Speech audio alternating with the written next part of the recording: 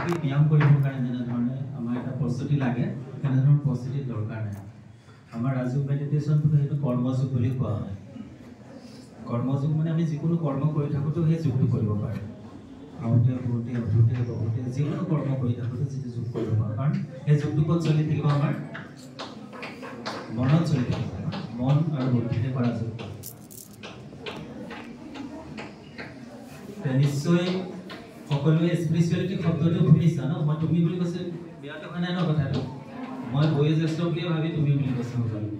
মই কিবা super security কিবা আছে সেইটো কাৰণে নহয় কেৱল view of the age factor মই অলপ বয়স হৈছে সেইকাৰণে তুমি বুলি কৈছোঁ নহ'লে মোৰ নিজৰ ভাল নালাগিব আপুনি বুলি ক'ব কাৰণে ঠিক আছে মেডাম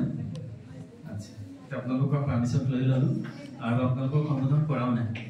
ষ্টুডেণ্টসকলকে কৰি আছে দিয়া স্পিৰিচুৱেলিটি শব্দটোতে স্পিৰিট শব্দটো সোমাই আছে হয়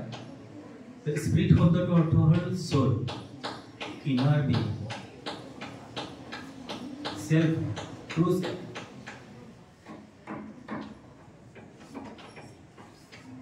বুঝি পাইছে কথাটো স্পিৰিট শব্দটোৰ অৰ্থ হ'ল সোল সোল মানে অসমীয়াত কি হ'ব আত্মা কোনোবাই ৰূহ বুলিও কয় স্পিৰিচুৱেলিটিয়ে ডিল কৰিব কি সোলৰ বিষয়ে ডিল কৰিব স্পিৰিচুৱেলিটিয়ে ডিল কৰিব in essence spirituality means how to live আমি কেনেকৈ জীৱন যাপন কৰিব লাগে আৰু স্পিৰিচুৱেলিটি যেনেকৈ আমি ফিজিকেলি কিবা এটা যদি আমাৰ আঘাত লাগে অৰুণেড হওঁ তেতিয়া আমি থেৰাপি কিছুমান ইউজ কৰোঁ হয় ফিজিঅ'থেৰাপি স্পিৰিচুৱেলিটিও এটা কাইণ্ড অফ থেৰাপি কেনেকুৱা থেৰাপি আমাৰ মনৰ ভিতৰত যদি গভীৰ আঘাত হয় তেতিয়াহ'লে তাক যি ধৰণে আমি ট্ৰিট কৰিম সেই থেৰাপিটোৰ নাম হ'ল স্পিৰিচুৱেলিটি আৰু মনৰ ভিতৰত থকা যিবিলাক গভীৰ আঘাত থাকে সেই গভীৰ আঘাতবিলাক যে আমি মৰহম লগাম বা মলম লগাম সেইটোৰ যিবিলাক ইনগ্ৰেডিয়েণ্ট থাকিব সেইবিলাক হ'ল লাভ ফৰগিভনেছ পিউৰিটি এইবিলাকৰ বিষয়ে আমি কথা পাতিম স্পিৰিচুৱেলিটি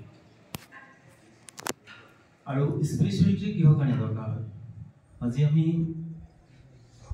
কলেজ অফ এডুকেশ্যনত আহিছোঁ সকলো এডুকেশ্যনৰ আৰু শিক্ষক হ'বৰ কাৰণে সকলো হয়নে আৰু শিক্ষকৰ যিটো বৃত্তি বা যিটো শিক্ষক শিক্ষকৰ ক্ষেত্ৰত কেৱল গুৰু শব্দটো হৈছে শিক্ষাগুৰু হয় আৰু শিক্ষকৰ কাৰণে যদি অন্যান্য যিবিলাক প্ৰফেশ্যন আছে সাপোজ ডক্টৰ আছে ইঞ্জিনিয়াৰ আছে অন্যান্য যিবিলাক প্ৰফেশ্যন আছে সেই প্ৰফেশ্যনবিলাকত যদি তেওঁলোকে কিবা ভুল কৰে তেতিয়াহ'লে ছাফাৰাৰ বহুত কম হয় সমাজত